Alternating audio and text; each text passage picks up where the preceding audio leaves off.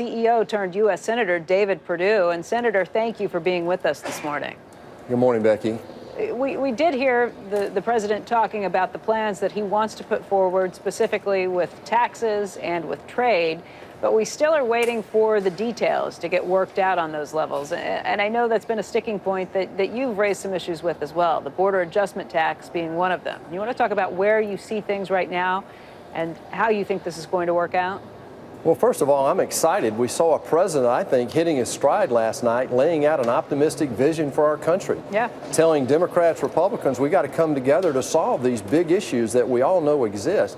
I'm excited that our House right now with Kevin Brady and Paul Ryan talking about how to revise our tax structure.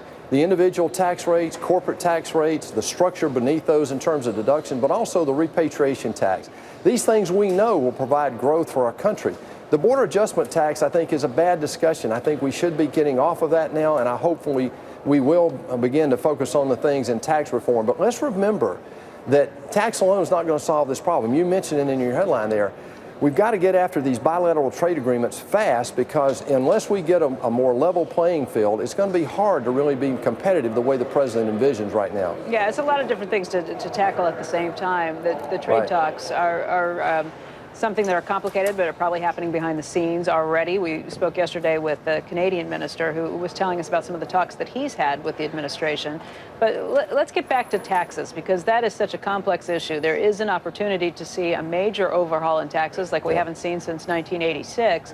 But it's going to require everybody kind of getting on the same page in terms of how we go about this. You can shoot down the border adjustment tax, but it is something that's expected to raise $1 trillion and get you to the point where you can have a revenue neutral tax plan that comes in. I know you're not in favor of it, but if you don't want the border adjustment tax there, how do you propose to raise that revenue? Well, what drives us to the border adjustment tax, according to the people in the House, is the fact that we need it to pay for these other tax changes. I personally don't subscribe to that theory. Personally, I think the scoring mechanism here in Washington are ill-fated, frankly. They lead us to wrong decisions. Let me give you a good example. If we eliminate the repatriation tax, there's some $2 trillion of U.S. capital overseas. These are U.S. profits trapped over there because of our archaic tax structure here. Right now, the scoring mechanism says if you eliminate that, it causes us to lose revenue. Well, we're not collecting a dime off that right now, for the most part. So I think this is a situation where we need to trust the free enterprise system, do these other changes, do the trade as well, and watch the free enterprise system just grow this economy. So the idea would be is don't worry about the scoring at this point. We're going to see it take off. Is that something that you would expect a year from now we would see the numbers making sense? Is it something that you would think longer than that?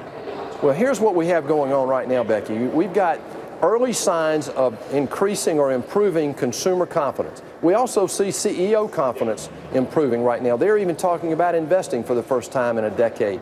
We see a little optimism that government right now is going to pull back on some of these regulations. And I think we see a sense of confidence out there that we haven't seen in a long time. So why would we want, on the burgeoning side of a new recovery, put a theory to test right now in our economy? I just think we need to let these tax changes go into place. The corporate tax rate would make us much more competitive. Eliminating this repatriation tax, most every other country in the world has already done that, and then simplifying the individual tax code, I know will produce growth in our economy. Senator Perdue, you are a former CEO. In fact, the former CEO of Dollar General. You know full well how a border adjustment tax might actually impact the retailers. We've heard about how those costs would be passed on to consumers. It would be a huge additional tax for the retailers. I get that. I've had concerns myself about it. But when you talk to some of the manufacturing CEOs in our country, or anybody who's doing some massive exporting, they will tell you that our tax code is not fair. It is not set up properly, and the manufacturers are at a massive disadvantage. That border adjustment tax was not only there to raise $1 trillion, but it was also something that was going to make things a little more even on a playing field when you look at the other OECD nations that do not have systems set up the way we do. How do you look at the tax code and say this is going to be something that we are going to make sure that American manufacturers are given a fairer setup than they've had to this point? Becky, you've hit the real issue here. Look, I spent more time in my 40-year career in manufacturing than I did in retail, and so I understand this equation. It's a matrix out there. The sourcing pipeline for all of our manufacturers is very complicated. What we have right now is an opportunity, though, I think, to level the playing field on the trade side. Look, we can only go so far with tax. The border adjustment tax doesn't really create a level playing field. Reducing our corporate tax rate and eliminating repatriation does that.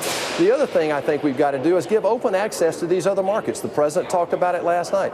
We do not have open and free markets with China and Japan. We can get that only by bilateral trade agreements, and that's what I know the president's working on behind the scenes. But it's a complex equation, and I fully get that we've got to get our manufacturers going again. But the border adjustment tax is not the way to do that.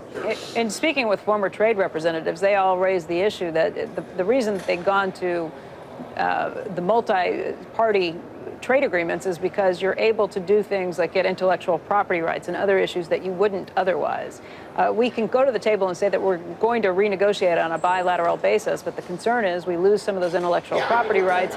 And what is the motivation? As a businessman, you know that it's not a good deal if both sides don't feel like they're getting something out of it. You're not going to have a working relationship. What does the other side get if we go back and renegotiate these trade deals on a bilateral agreement? If we want their markets open more than they are right now, what do we give in that agreement? We give what we've given for the last 40 years, access to our own markets, the largest market in the world. I mean, that's what's happened over the last 30 years. We have helped the third world come out of poverty, where our poverty rate in the United States hasn't changed a bit in the last 40 years.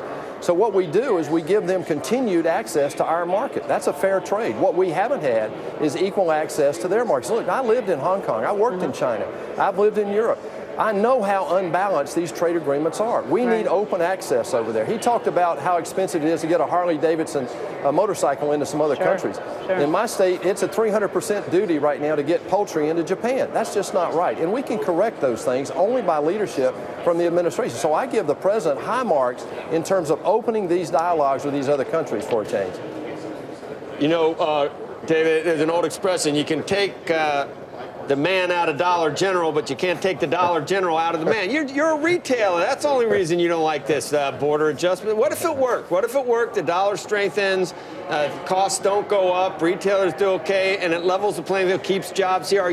Is your main gripe that you just can't leave that other occupation behind, or do you think it's too complicated or won't work? What is it? Hey, Joe, you know, what happens if pigs fly too, right? You know, the issue here is, look, why do we want to test something that we know in Europe caused their central governments to grow by 2/3? Seriously. You know, at a time when our economy has every earmark of a growing recovery, why do we want to test a theory that even economists disagree on what the result will be? Look, on the one hand, let's say that we have a revaluation and it totally offsets this tariff. And let's be clear, this is a Schumer tariff from the mid-2000s.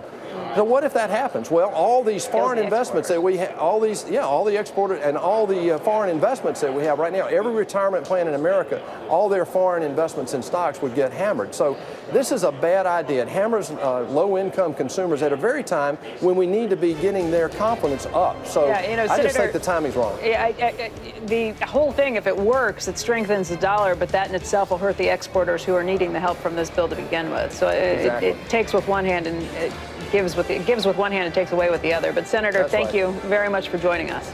Thanks, guys.